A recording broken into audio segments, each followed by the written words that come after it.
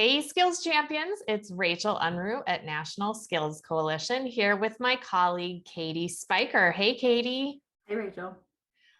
So it's been a while since we've been here together on Skills on the Hill. There's a lot to update folks on. Last time, your colleague Jennifer Stittard was on to talk about the Jobs Act and the College Transparency Act and what's happening with those. And we're going to get an update on that, I promise. But first, I'm hoping you can tell us about some other big news, which is the president's budget and what we saw in that budget for workforce development. Right. The president's budget came out a few weeks ago, and there were some moderate increases that the president proposed. There was about a 5% proposed increase for WIOA for the workforce funding. There was some proposed increases for apprenticeship.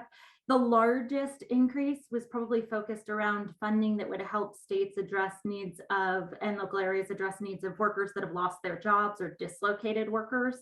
One of the interesting things that we saw when you take the proposals as a whole, that both workforce, education, human service programs, was that this year the president didn't include some of those new legislative proposals that were included last year in his budget proposal, and that would have then been funded through the recovery funding that we saw proposed and discussed over the last year.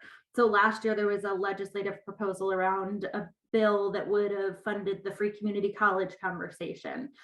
There were additional proposals that would increase investments in sector training, or would authorize those increases. And we didn't see some of that large scale component in this year's presidential budget request. So Katie, what does that mean in terms of where advocates should be turning their attention in the federal policy funding conversations? I think it means, if we're framing it optimistically, I think it means that there's some chance for policy change over the coming months, and we're in a midterm year. So the general assumption would be that there's probably not a ton that's going to be happening in DC after Memorial Day, and especially after the 4th of July. I think that's probably the timeline that we're looking to for some of those conversations that are happening, namely around the CHIPS or competitiveness bill that you and Jennifer talked about, having some components of the College Transparency Act and Jobs Act that would support training dollars for short-term programs at community and technical colleges, as well as that critical program level data. And those components and the CHIPS and competitiveness bill overall could really have movement over the next couple of months. But we are probably not going to be focusing on some of those big recovery packages that have really dominated both the information that we've shared out with our network and the conversation happening here in DC. Okay, well then let's talk about some of those policy conversations where there's an opportunity. You mentioned the Jobs Act and the College Transparency Act. So why don't we talk about that and what's happening with those? We learned in the last episode that the House and Senate had each passed their versions of the Competes Act, and Jobs Act is in one of them and not the other. So now there's a conference happening. So what's the latest on that?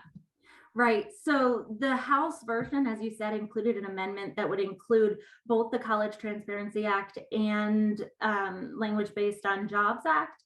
That bill, the overall House version of the bill and the overall Senate version of the bill, are now going to be kind of melded together by a conference committee of members from both chambers. The conference committee for this process is huge. There's dozens of members from each chamber, and that really reflects the fact that the competitiveness bill, the CHIPS bill, includes a wide range of different issues that lots of members and lots of committees have jurisdiction over.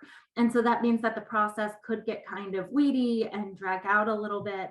It also means, from an advocate perspective, that there's lots of members who could have a voice in this conversation, and so opportunity to engage with members that may be slightly outside of some of the committees of jurisdiction on which we generally focus.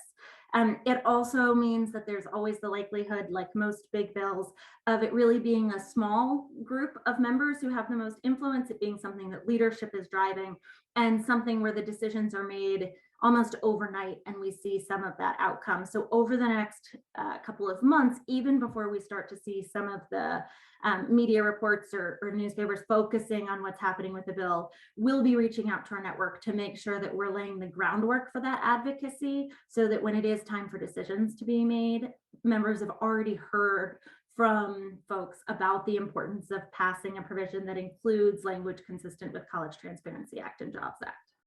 Great. Well, and yes, Katie, to your point, the process may be weedy at this point, but as we know, if Pell Grants were extended to high quality short-term programs consistent with the Jobs Act, and if the College Transparency Act were passed, that would be huge from an impact perspective for workers and employers in this country. So let's talk about the other big policy conversation taking place in DC right now, WIOA. What's happening with that? A couple weeks ago, the House released what was dubbed a discussion draft, which means that the committee staff and the members put together broad strokes and actual legislative language of what they would want to see in a reauthorization of WIOA. That reauthorization package included some meaningful changes, but would not kind of shift or reshape the system the way some of the conversations in previous years or previous reauthorizations would. So for example, there are some changes to the youth provisions under the bill. There was some more intensive inclusion of industry partnerships and a new grant that would support sector strategies. There was a new national program that would support capacity at community and technical colleges to deliver some of the workforce training and bring together industry partnerships. Some of these ideas are based on proposals that we've seen funded through funding bills in previous years, or talked about through some of the recovery conversations. Part of one of the things that's worth noting in the draft that was released is that this was supported by Democrats and led by Chairman Bobby Scott of the Education and Labor Committee.